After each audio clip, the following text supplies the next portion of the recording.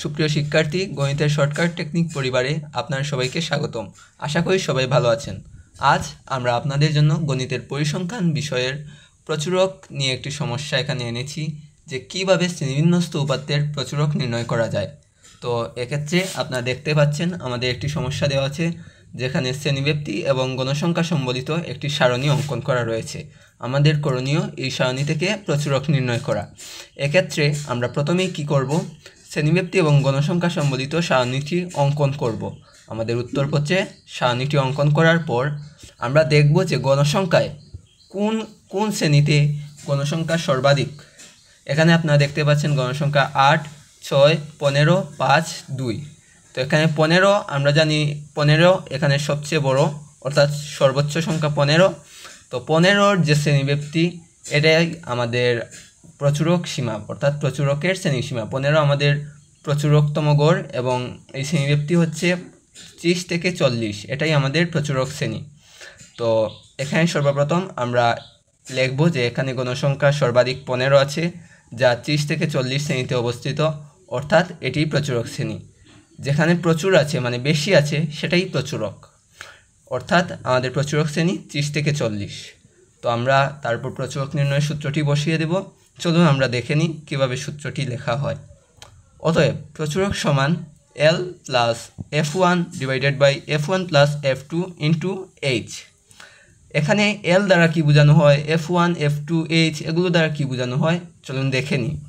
এখানে প্রচুরক শ্রেণীর নিম্ন সীমা, অর্থাৎ প্রচুরক শ্রেণী এখানে দেওয়া আছে 30 থেকে 40।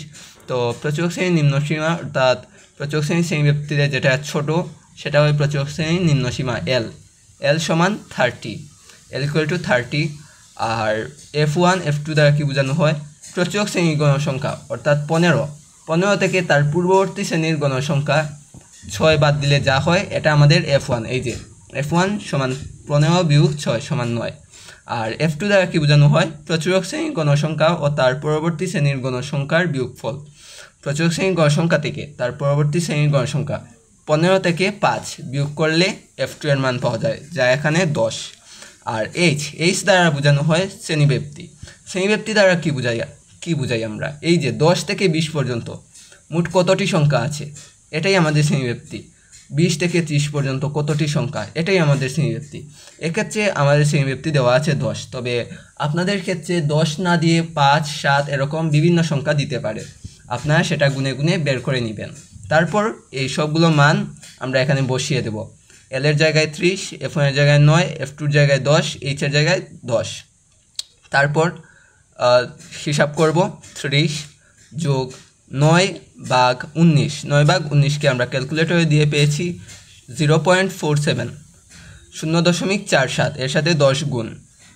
তারপর পরের লাইনে 30 যোগ 0.47 এর সাথে 10 গুণ করলে হয় 4.7, এটা আমাদের দশমিকের গুণ। এ নিয়ে আমরা আপনার জন্য একটি ভিডিও নিয়ে আসব। আপনারা অবশ্যই আমাদের সাথে থাকবেন এবং সাবস্ক্রাইব করে আমাদের সাপোর্ট দিবেন। তো 30 যোগ 4.7 সমান 34.7, তো আমাদের প্রচুরক 34.7। তো প্রিয় বন্ধুরা, যদি আমাদের এই ভিডিও দ্বারা আপনারা একটু উপকৃত হয়ে থাকেন, তাহলে অবশ্যই আমাদের চ্যানেলটি সাবস্ক্রাইব করে আমাদের পাশে থাকবেন। আর ভিডিওর কমেন্ট বক্সে লিখে যাবেন যে আপনারা কোন বিষয় নিয়ে বা কোন বিষয়ের উপর ভিডিও দেখতে চান। আমরা অবশ্যই আপনাদের জন্য তা নিয়ে আসব। তো আশা করি আপনারা ভালো থাকবেন, সুস্থ থাকবেন। ধন্যবাদ সবাইকে।